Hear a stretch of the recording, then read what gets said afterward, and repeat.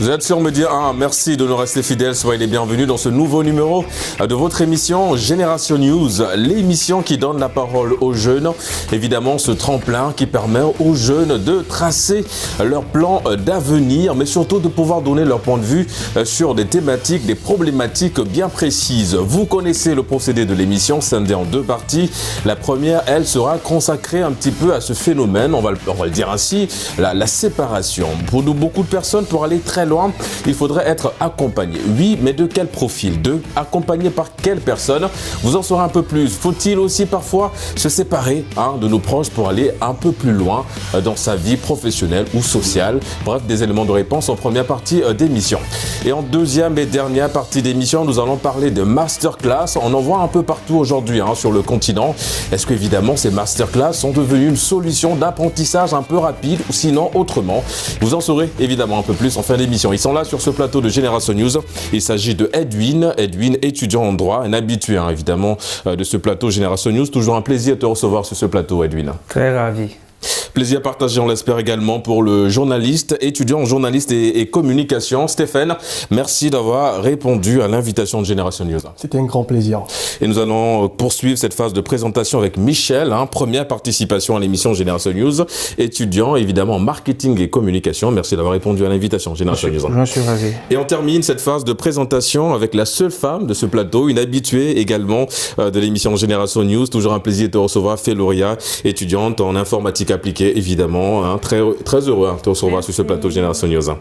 Les amis, nous allons tout de suite entrer dans le vif du sujet. Dans mon introduction, je parlais évidemment de ce phénomène-là. Cette invite, c'est ainsi, on peut aussi percevoir cette thématique-là comme une invite à essayer d'explorer le monde tout seul, à réussir tout seul. On nous dit parfois que pour aller un peu loin dans la vie, il faut être accompagné de certaines personnes, mais on nous dit aussi que c'est important de devoir se séparer de certaines personnes pour aller très loin dans la vie, pour avancer tout simplement. Est-ce que, Stéphane, tu partages un peu cet avis, cette assertion? Parfois, c'est important de se séparer de certaines personnes pour avancer dans la vie. D'abord, merci, c'était un très beau sujet. Alors, effectivement, lorsque on se sent plus, on va dire à l'aise avec une personne, il vaut mieux se séparer. Mais je dirais aussi qu'avant de pouvoir se séparer, il faut pouvoir faire un bilan de sa vie. D'accord. Voilà, si maintenant... Un bilan introspectif. Très bien, voilà. Ouais. Si on fait un bilan, maintenant, si on constate que cette personne est l'échec de ta vie, là maintenant, on se sépare de certaines personnes. Parce que, en réalité, les gens ou encore un ami n'est pas forcément l'échec de ta vie. Ouais. Donc il faut prendre d'abord, on va dire, pour moi, je dirais qu'il faut d'abord faire un bilan et par la suite prendre des sages décisions. D'accord, prendre de sages décisions, faire un bilan introspectif, ça reste évidemment l'une des solutions par excellence. Féloria, mais est-ce que c'est facile à entendre notre ami Stéphane? On a l'impression que c'est un peu facile, mais est-ce que c'est réellement le cas ou bien c'est un peu plus profond que ça à l'idée de se séparer d'un proche, d'un ami évidemment. Bon, ça dépend de l'affinité qu'on a avec la personne. Si la personne était une personne proche, naturellement, si on remarque que son comportement n'est plus en phase avec ce que nous sommes nous, c'est beaucoup plus compliqué de se séparer d'elle. Mais si c'était juste une relation, on va dire, légère, on se connaît, bon oui, mais que toi et moi ça passe plus et que tu ne m'apportes plus naturellement ce que moi je désire, je me relâche naturellement, facilement. Est-ce qu'il n'y a pas le principe de seconde chance? Je vais dire, ok, on se dit, bon, peut-être que la personne, évidemment, est un peu nuisible pour ma vie. Mais je vais parler à la personne. Exactement. Peut-être qu'il n'y a pas vraiment cette volonté de nuire à ta vie. Mais tout ça, c'est maintenant dans le dialogue. D'accord. Je pense avant de se séparer, il faut bien parler avec la personne et se rendre compte, est-ce que la personne est fait forcément exprès ou non? Si elle le fait exprès, dans sa manière de parler, de s'exprimer avec toi, tu sauras et tu pourras partir. Mais si elle ne le fait pas exprès, d'où vient la seconde chance? Ok, il n'y a pas de problème, on revient sur de bonnes bases. Au moins, tu sais ce que j'attends, ce que je ne veux pas et tu t'améliores. Est-ce que c'est plus facile, je reste avec toi avant de donner la parole à Michel évidemment, est-ce que c'est plus facile chez les femmes parce que chez les hommes on a l'impression que bon voilà, on n'a même pas parfois besoin de parler, qu'on se comprend, mais chez les femmes on a l'impression encore c'est un peu plus complexe. Oui. Pourquoi? Enfin, c'est la femme. D'accord. La femme naturellement elle est plus compliquée, elle a du mal à pardonner, elle a du mal à faire confiance et lorsqu'elle donne la confiance à quelqu'un et qu'elle se rend compte que la personne n'est pas forcément comme elle le souhaite ou bien vient nuire à sa vie, c'est brutal. Nous, chez nous, c'est direct, on ne pardonne pas, on ne veut plus de la relation. D'accord. Donc, la femme est beaucoup plus dans le sentiment et la peur en même temps. C'est un cocktail assez bizarre, évidemment. Donc, l'expression tourner la page trouve évidemment sens chez la femme dans pareille situation. Évidemment, c'est toujours bien de préciser. Michel, elle a parlé effectivement d'avoir cette capacité à se séparer, je crois Stéphane aussi l'a souligné, de certaines personnes quand on a l'impression que ces personnes-là ne concourent plus à notre bien-être personnel ou social ou professionnel. Quel est le processus? Comment ça se passe? Est-ce qu'on va vers la personne ou bien on prend simplement du recul? Et comme on dit également, le silence, c'est un autre canal par lequel on peut effectivement s'exprimer, c'est un autre mode d'expression. Est-ce qu'on privilégie le silence ou bien on va simplement vers la personne, expliquer à la personne évidemment les désaccords qui nuisent un petit peu à ma vie personnelle? Bon, après, ça dépend. Ça dépend de la relation que tu avais avec la personne, comme elle vient de souligner. C'est à la personne. C'est-à-dire que celui qui a une vision de la vie par rapport aux personnes que tu côtoies, que ce soit dans la relation peut-être amicale ou amoureuse, ou familiale même. Ou familiale même, voilà. Ouais. Donc, du moment où tu te fixes certains objectifs et que les personnes que tu côtoies ne vont pas dans le même sens dans ce principe-là, pardon. Donc, je pense que partir brusque comme ça va peut-être affecter et puis ça fait mal quand même. Il y a ces passions qui font mal, vous voyez. Ouais. Donc, le mieux à faire, ce serait aller vers la personne, essayer de dire, de parler avec la personne parce que, bon, déjà, tu parles avec la personne pour essayer de voir si la personne pourra peut-être améliorer son comportement par rapport à ce que toi tu veux et que après plusieurs reprises, peut-être si tu échanges avec la personne et que la personne n'arrive pas à changer, je pense que là peut-être tu pourras faire le chemin ensemble et s'éloigner définitivement de la personne. Régis, parfois aussi également le silence c'est un message. Parce que si, exemple... Et toi, tu lises beaucoup ce message-là, le silence, ou bien tu privilégies la communication? La communication, mais parfois, lorsque c'est tellement flagrant que le silence lui-même, il parle. On n'a pas besoin d'en parler. C'est vrai. Voilà, donc, parfois, le silence aussi, c'est aussi une forme de communication pour pouvoir montrer à la personne que ce dont tu as fait... Ouais, je suis en désaccord avec évidemment le mode. On va peut-être laisser Edwin nous donner son avis sur le sujet, Michel, avant de revenir vers toi. Edwin, on a tous parlé, et nos amis ici sur ce plateau ont soulevé l'importance aujourd'hui de devoir malheureusement se séparer de certaines personnes pour avancer. Mais on a l'impression qu'aujourd'hui, c'est vrai que le fait de se détacher de certaines personnes qui peuvent être nuisibles pour nous, c'est vrai que ça concourt à notre bonheur personnel, mais sur le plan de la tradition en Afrique, c'est quelque chose en fait que quelque part on nous interdit un peu. On nous dit qu'en Afrique il faudrait que nous soyons soudés, surtout dans la famille. On voit des familles qui se divisent un peu. Est-ce que la tradition, est-ce que l'éducation à l'africaine vient un petit peu réécrire notre façon de vivre, tout simplement, notre façon d'être heureux, j'ai envie de dire? Non, l'éducation à l'africaine ne vient pas réécrire notre façon d'être heureux. C'est juste que elle tend à aller vers un idéal qui est celui de la communauté. Parce que, voyez-vous, le système africain est basé sur la communauté. Quand je parle de communauté, c'est-à-dire, on appartient à un groupe. Exactement. Même lorsqu'on est issu d'une famille, on se considère toujours comme étant d'un groupe. Je suis un enfant du village, j'appartiens à tout le village. Parce que les divisions et tout, c'est pas trop l'africain. Maintenant, par rapport au sujet, il faut dire que ça dépend, comme ils l'ont dit, des types de relations. Et ça dépend, je dirais même aussi, du degré des relations. Parce que, voilà, l'affinité. Parce que lorsqu'on a une certaine affinité, c'est très difficile, même si la personne est toxique. D'ailleurs, la petite parenthèse, moi j'aime beaucoup lire et je suis abonné à des pages des librairies du coin.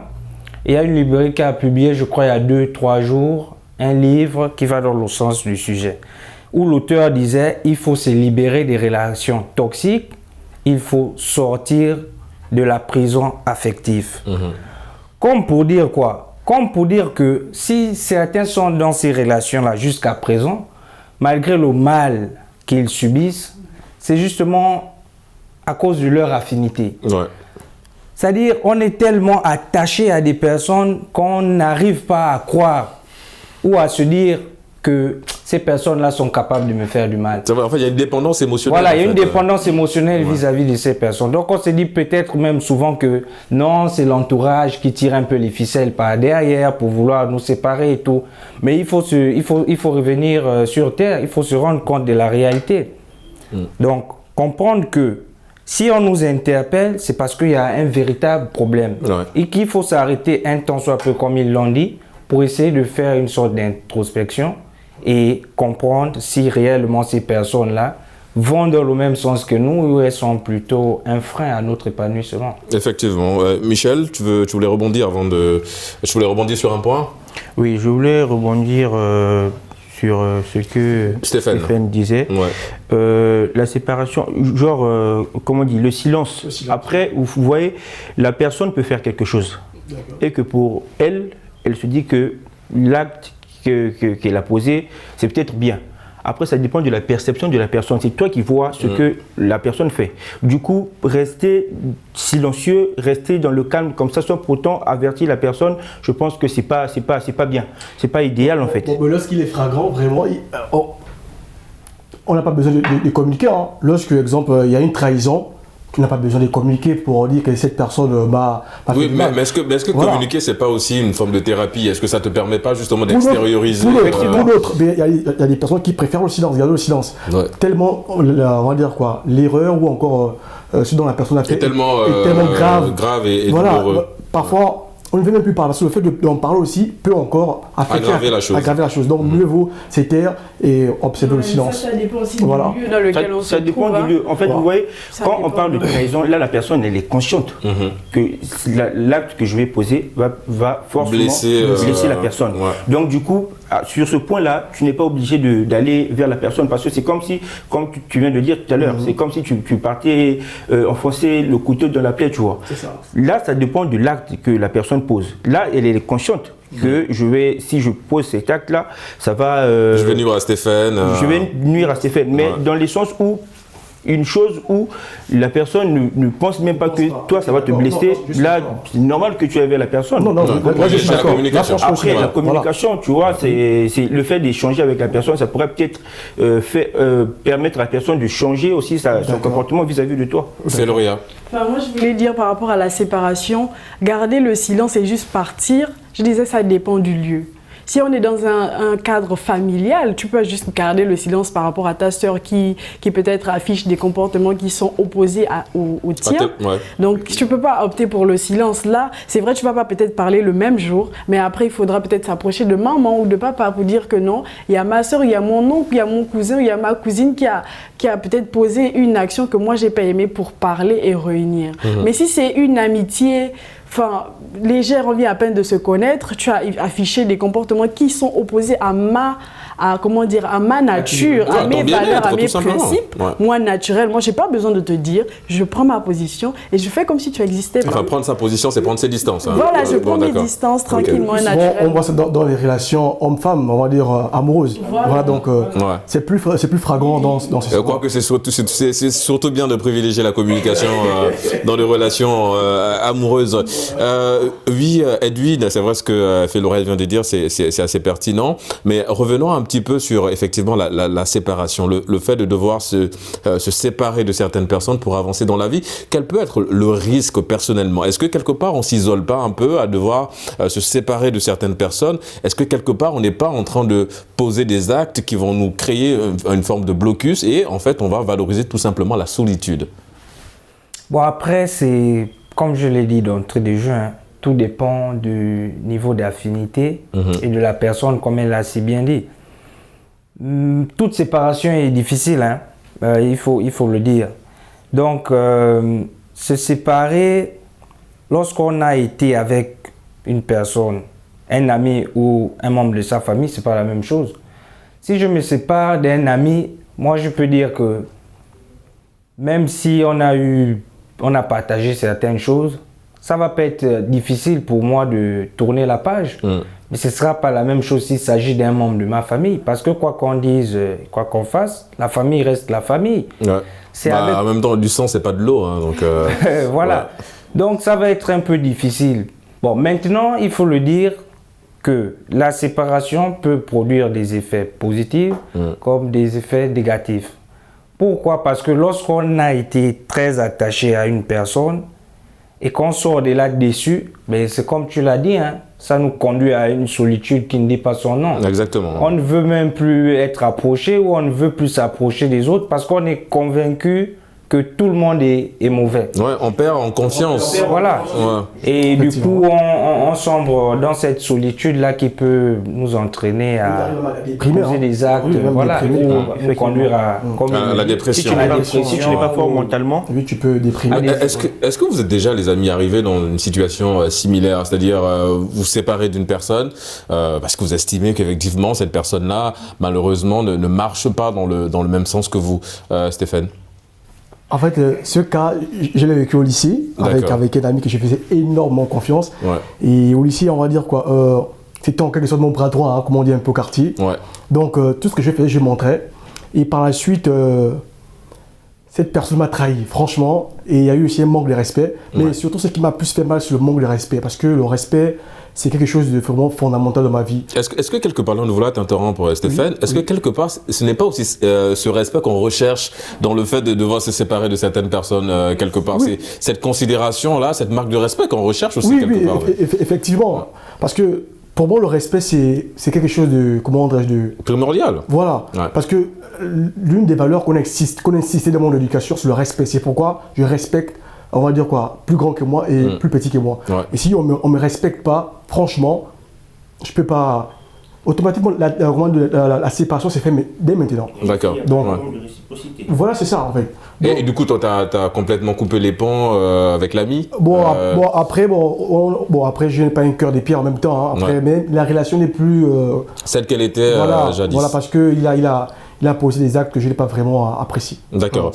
Edwin, j'ai vu esquisser un petit sourire par rapport, évidemment, à ça. Est-ce que, oui, mais quelque part, c'est le respect qu'on veut, qu'on exige de la part de certaines personnes quand on décide de se séparer de ces personnes-là, entre guillemets, jugées nuisibles pour notre vie sociale, notre bonheur personnel, j'ai envie de dire. Le respect, c'est l'épicentre même de cette relation-là, le leitmotiv même évidemment du fait d'être heureux avec l'autre surtout.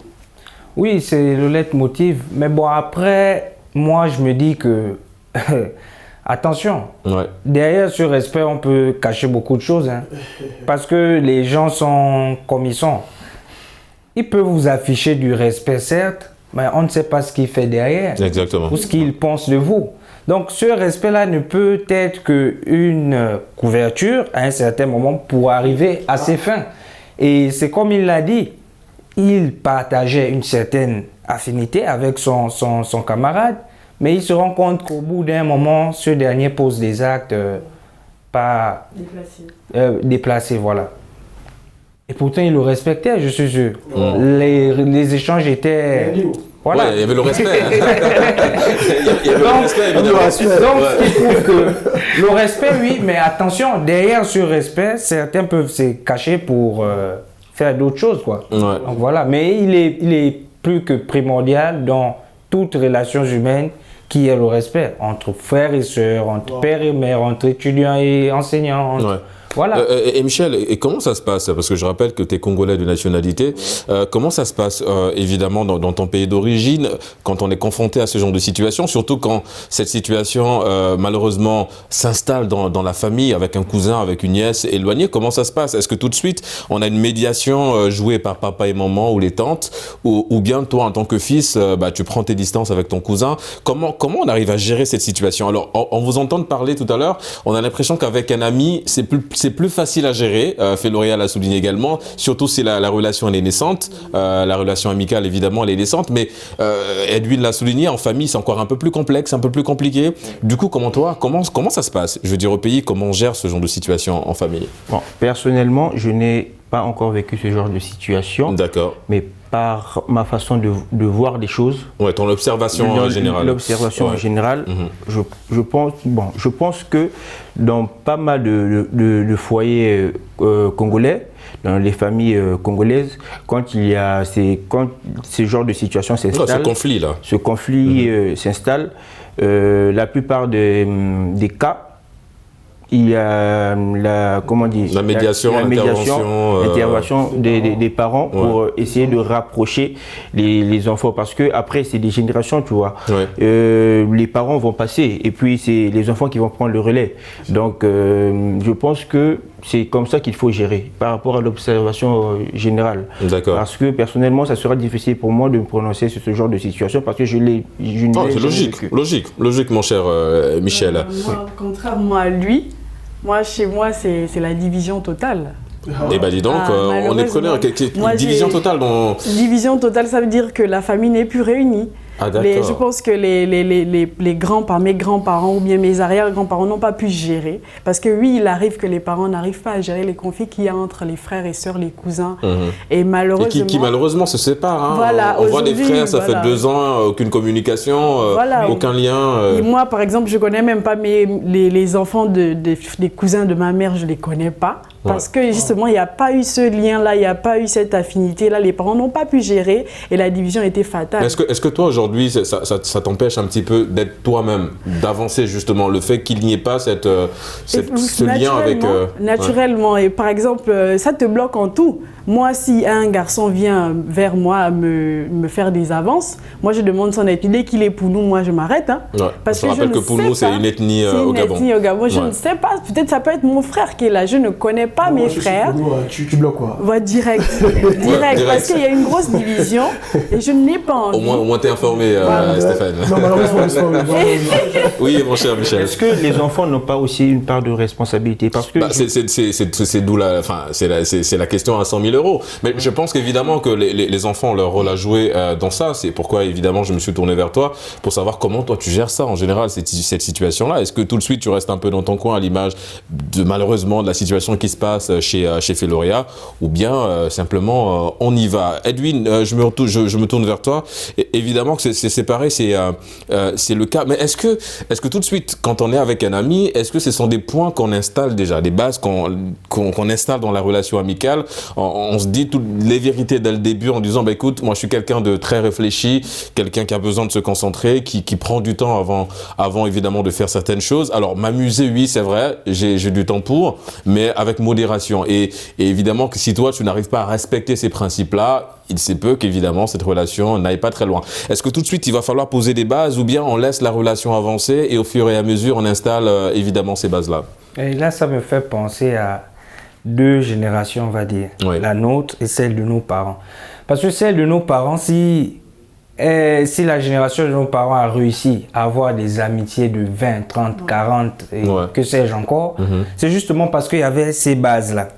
Comme on le disait, c'était des gens qui ne se cachaient rien. Lorsqu'ils étaient confrontés à une situation, ils s'asseyaient, ils discutaient. Parfois, ils arrivaient même jusqu'au cou, comme on dit, mais ils trouvaient toujours le moyen de revenir à des meilleurs sentiments. Pourquoi? Parce que ces bases-là étaient installées.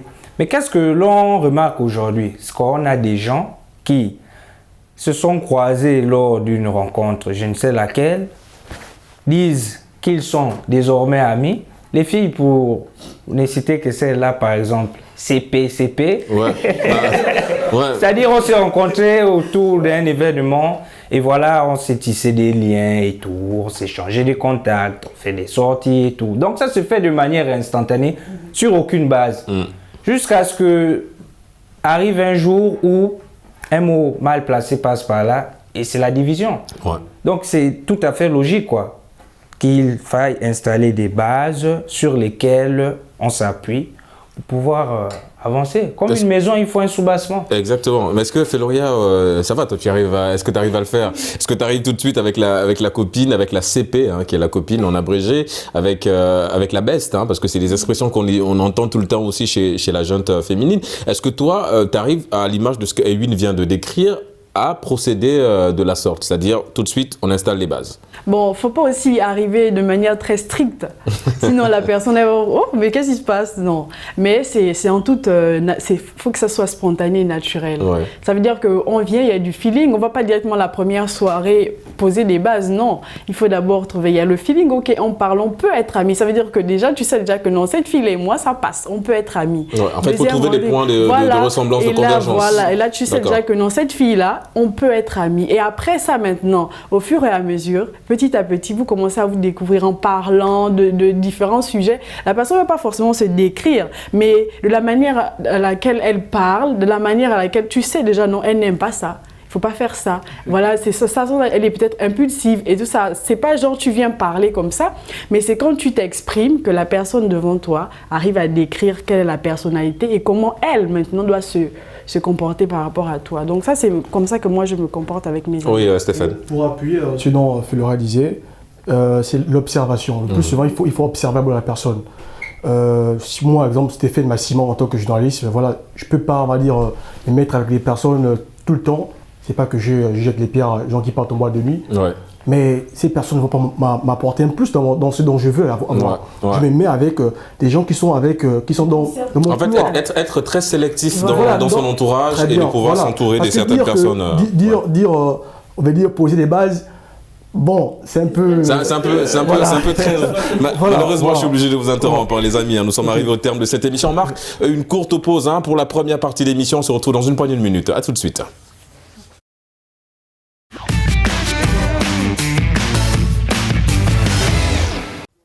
De retour sur le plateau de Génération News pour la deuxième et dernière partie d'émission. Nous allons à présent parler d'un mouvement, on peut le décrire ainsi, qui s'installe petit à petit aujourd'hui sur le continent. Il s'agit évidemment de masterclass. Il y en a un peu partout et pour tous les secteurs d'activité. Edwin, évidemment, est-ce que ce constat, tu l'as fait aussi, tu l'as souligné aussi, cette présence, on va dire, massive de ces masterclass un peu partout sur le continent. Qu'est-ce que cela t'inspire et quelle définition donnerais-tu déjà avant de démarrer, histoire de camper le sujet à la masterclass? La masterclass, c'est une expression anglo-saxonne qui veut dire cadre d'échange ou un lieu d'échange, de rencontre, de discussion. Le plus souvent animé par une personne dite experte en la matière, sur un domaine bien précis, comme tu l'as dit. Ça peut être le droit, le journalisme, la communication et que sais-je encore. Donc, c'est un partage d'expériences, de connaissances entre cette personne-là et ses invités. Donc, en termes simples, ce qu'on peut retenir du concept masterclass. Et quelle perception as-tu aujourd'hui justement de l'installation, cette progression massive de ce procédé-là sur le continent? On assiste un peu, il y a vraiment beaucoup de masterclass aujourd'hui, que ce soit à Dakar ou dans d'autres villes du continent. La masterclass aujourd'hui, quelle perception as-tu de l'installation de ce mouvement, ce nouveau mouvement, on va le dire ainsi? Bon, moi je pense que c'est une bonne chose. Pourquoi? Parce que qui dit échange, dit expérience, ça permet à ceux qui n'ont pas certains outils de s'outiller. Mais moi, ce qui me pose un peu problème, c'est qu'on en trouve un peu partout et n'importe comment. Ouais. C'est-à-dire, moi je peux me lever aujourd'hui, je convie des camarades, parce que j'ai une petite maîtrise, on va dire, d'un élément, par exemple... du droit. Du droit. Ouais. Et je vais me mettre à dispenser des cours à ces derniers. Mais est-ce que je suis vraiment apte à le faire? C'est là le véritable problème. De nos jours, on observe plein de masterclass, des gens qui s'autoproclament chef, maître de conférence sur tel ou tel sujet. Mais est-ce qu'ils ont vraiment ces aptitudes-là, où ils ont vraiment la compétence. C'est là le problème. Ouais, c'est la question évidemment sur laquelle on va s'arrêter et vraiment essayer d'apporter des éléments de réponse, histoire de rassurer tout le monde par rapport à ces masterclass. Michel, est-ce que tu es un amoureux à l'image Rassure-moi, vous participez à des masterclass quand même. Bon, d'accord, ça me rassure. Michel, du coup, est-ce que toi également, tu fais partie un peu à l'image de nos amis, de ces personnes-là qui vont vers les masterclass, et comment tu arrives à être sélectif, comment tu arrives à les choisir, ces masterclass-là?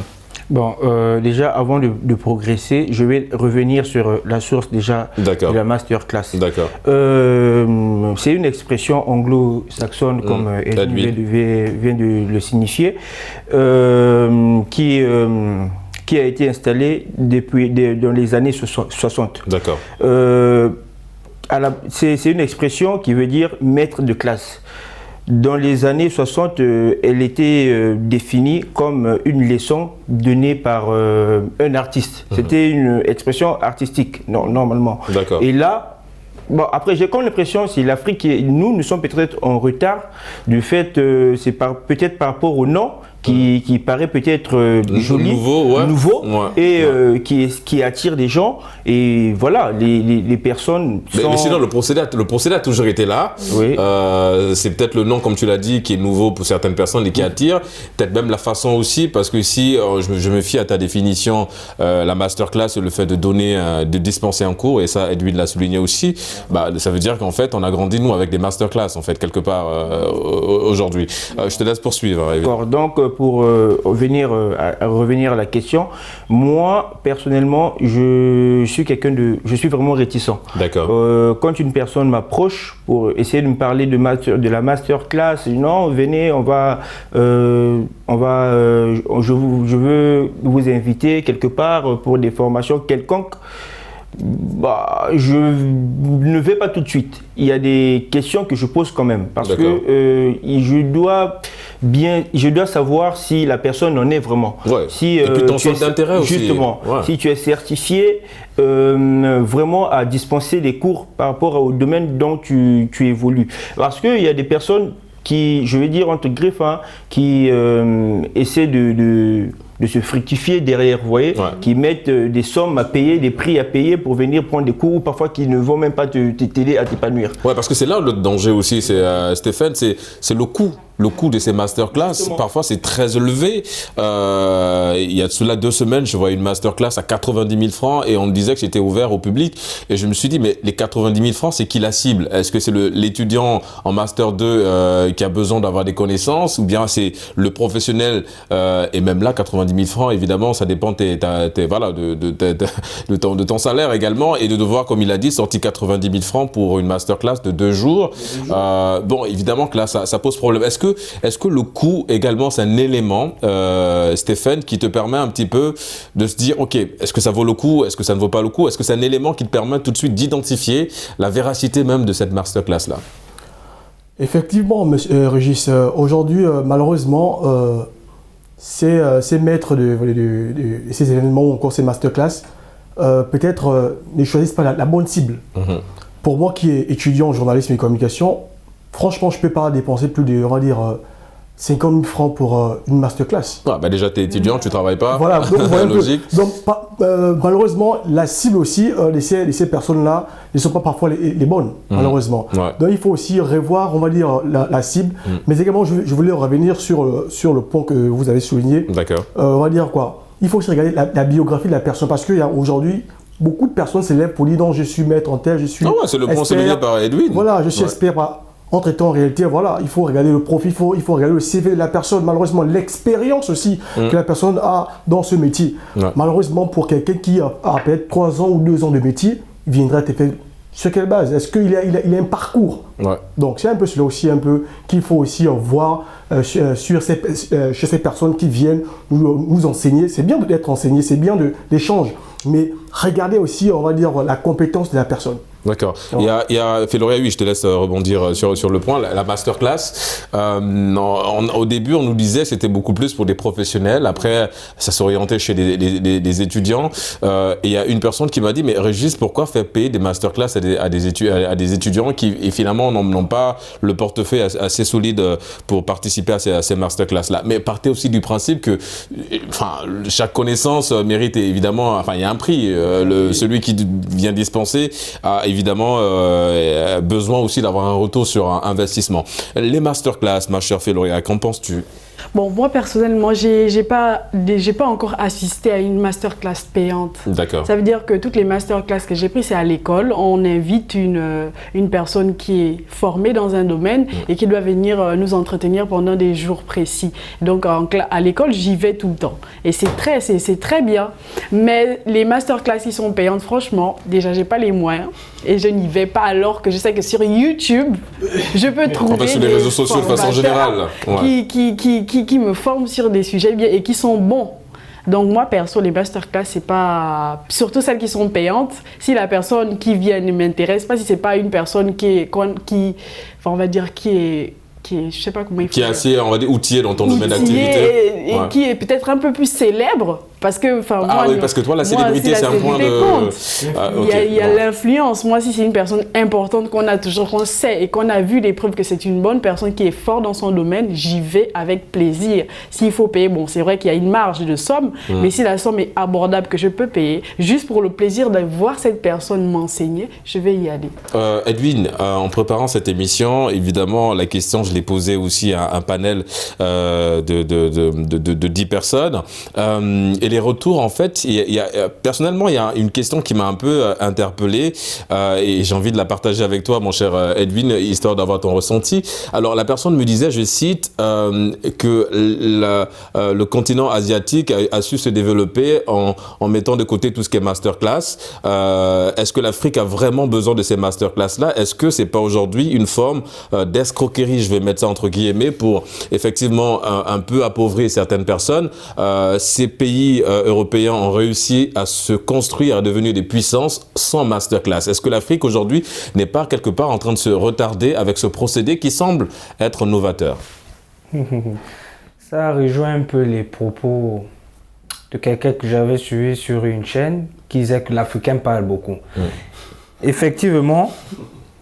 Pourquoi? Parce que, voyez-vous, pourquoi ils le disent? C'est tout simplement parce que si l'Asiatique et aujourd'hui ce qu'il est, c'est par la force du travail. Exactement.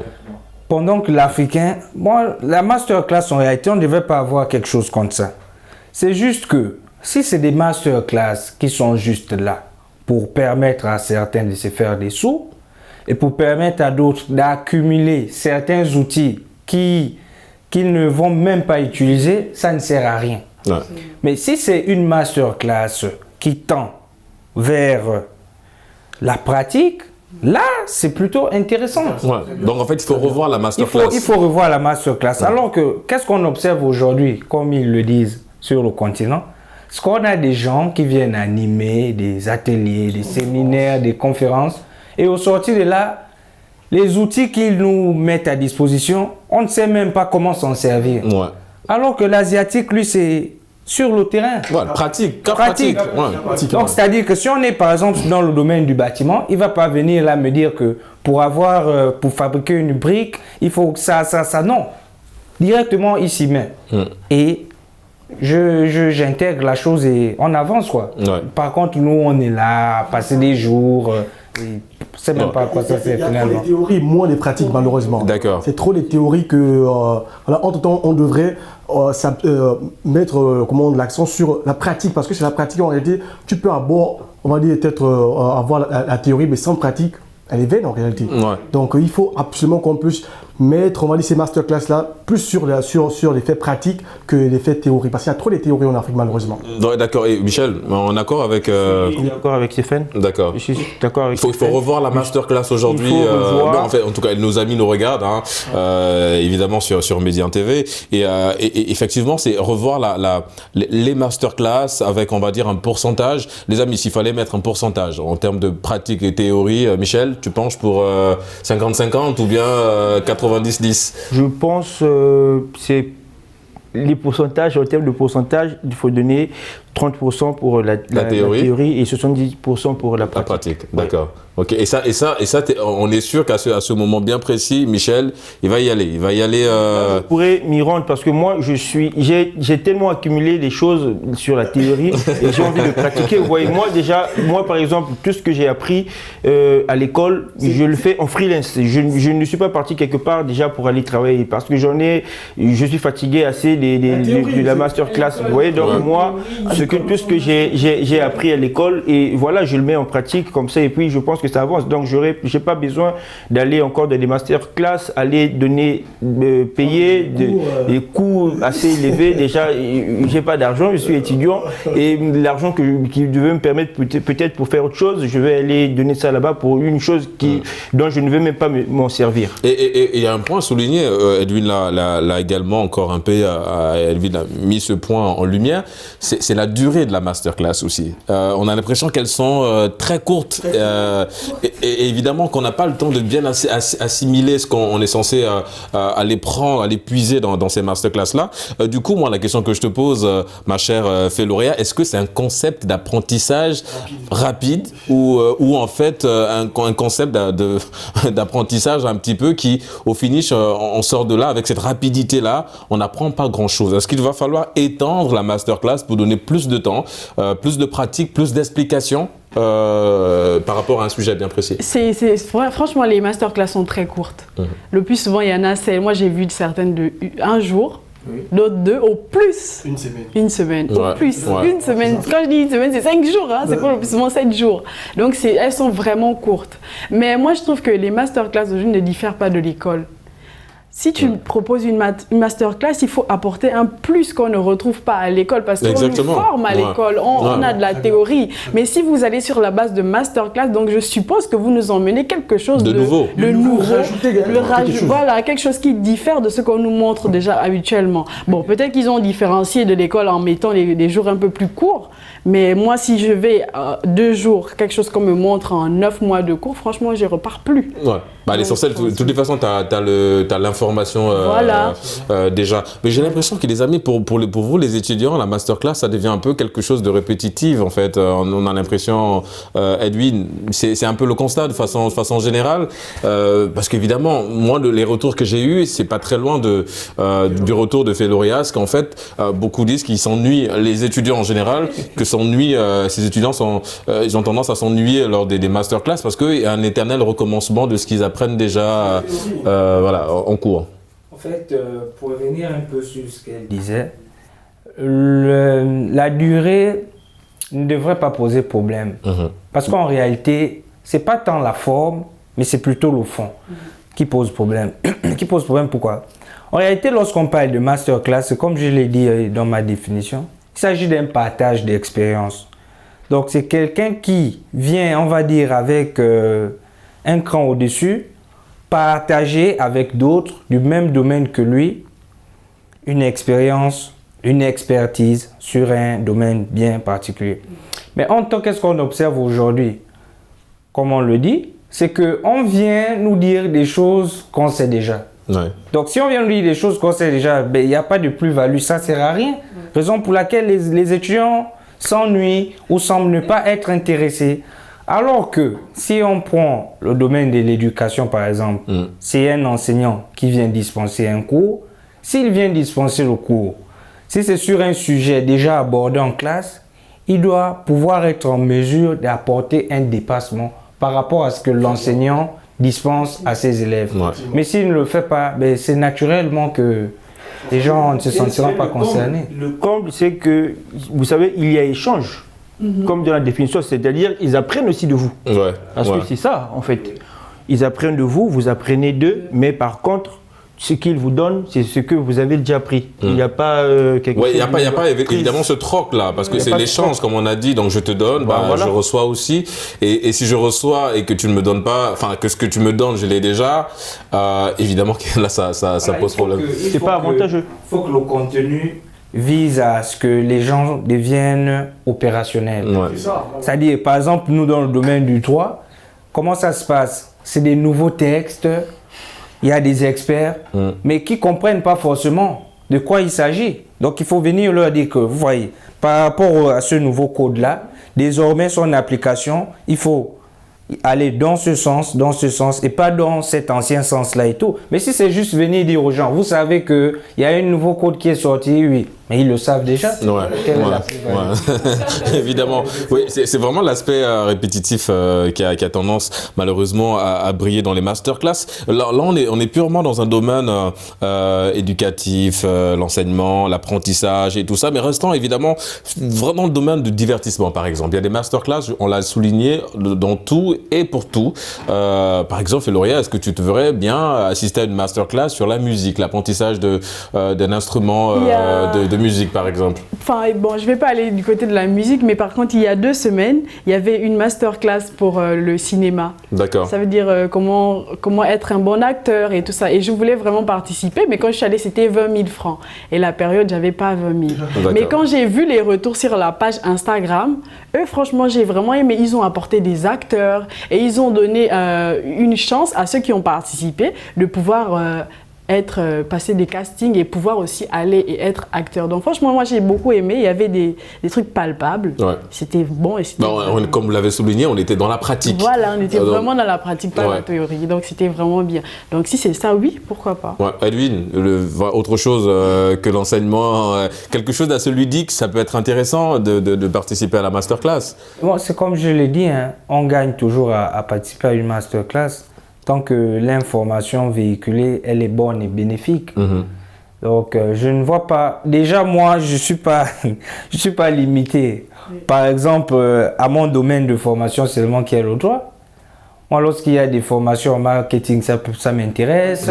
En communication, ça m'intéresse parce que, voilà, je suis curieux à la base. C'est bien d'être polyvalent. C'est ça aussi l'élément, la curiosité, mon cher Stéphane, pour participer à une masterclass. Alors c'est vrai que Michel, il est un peu sceptique, lui, il a besoin d'avoir le maximum d'informations avant d'y aller, mais la curiosité, ça peut être un élément déclencheur, histoire de, ok, je vais un peu voir ce qu'il propose, et est-ce que ça aussi c'est quelque chose qui vous anime? Oui Michel, je sais que tu veux rebondir, on va peut-être laisser Stéphane, je sais que tu veux rebondir à la petite blague, oui mais Stéphane, la curiosité. Oui, effectivement, la curiosité, c'est aussi un élément déclencheur pour apprendre un métier que certainement on n'a pas. Pour exemple, pour aller dans le même cadre que Féloria, moi par contre j'aime bien la musique, j'aime bien les musiciens. D'accord. Et je suis tenté à chaque fois d'en savoir comment ils font pour jouer tel instrument, surtout la batterie. D'accord. C'est un secret que j'ai trahi comme ça au passage. Non mais on prend. Bah, du coup Michel, toi tu joues d'un instrument? Non, je joue pas, mais j'aime beaucoup le piano. D'accord. Bah tu pourrais une masterclass pour le piano avec Stéphane déjà. Effectivement. Donc vous voyez un peu, donc c'est un peu c'est la culture, et le plus souvent le celui de la culture c'est un peu plus pratique que d'autres, voilà, donc on se sent plus à l'aise aussi là-bas dans ce secteur. D'accord. Si il fallait peut-être que je puisse aller assister à des masterclass, et peut-être les masterclass de batterie, je sais pas où, de musique, voilà. Malheureusement je n'ai pas ce talent. Oui, évidemment, parce qu'il y a des masterclass sur la musique aussi. Voilà, il y en a beaucoup. Et effectivement, oui, Michel, tu voulais. Stéphane m'a rejoint. Ah, d'accord. Sur quel point je voulais rebondir. Quand ça dépend en fait de la masterclass. Quand ça va dans le sens théorique, ça ne m'intéresse pas. Mais tout à l'heure, vous avez parlé de la musique. Moi, je suis acteur du showbiz. Vous voyez ? Justement. Donc, j'opère dans le showbiz. Si c'est une masterclass pour la musique, je vais m'y rendre pour peut-être pour avoir un carnet d'adresses assez solide. Vous voyez, assez solide. Là, je pourrais m'y rendre pour essayer de vendre aussi les activités auxquelles je suis associé. Ouais, d'accord. Là, je pourrais m'y rendre. En fait, en tout cas, je vais jouer dans le marketing, essayer de transformer ça à mon avantage. Là, je suis d'accord. Et quand ça va dans le sens théorique, là, j'en ai assez écouté, j'en lis beaucoup, là, ça ne m'intéresse pas. Ouais, parce que, oui, ça va être... C'est un fait parce que faut pas aussi voir la master ou les masterclass, ça dépend, voilà, on va dire quoi, peut-être... dans le mauvais sens. Dans le mauvais sens, voilà. Tu peux aller te faire vendre, comme il le dit si bien.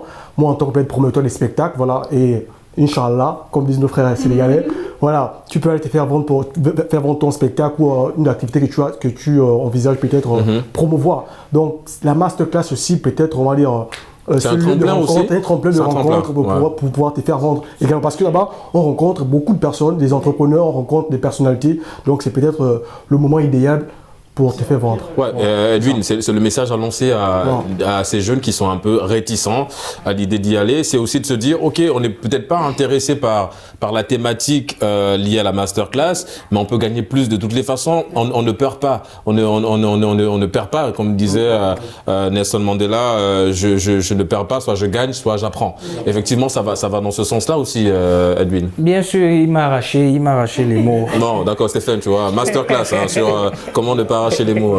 Il m'a arraché les mots, je voulais aller justement dans ce sens. C'est-à-dire, il ne faut pas se dire que la masterclass se limite essentiellement à la personne qui viendrait exposer et à son auditoire. Non, c'est aussi tous qui sont autour. Donc, les autres participants. Et entre participants, il y a naturellement souvent ces échanges-là. Ah, ben tiens, tu viens ici pourquoi? Je suis là parce que.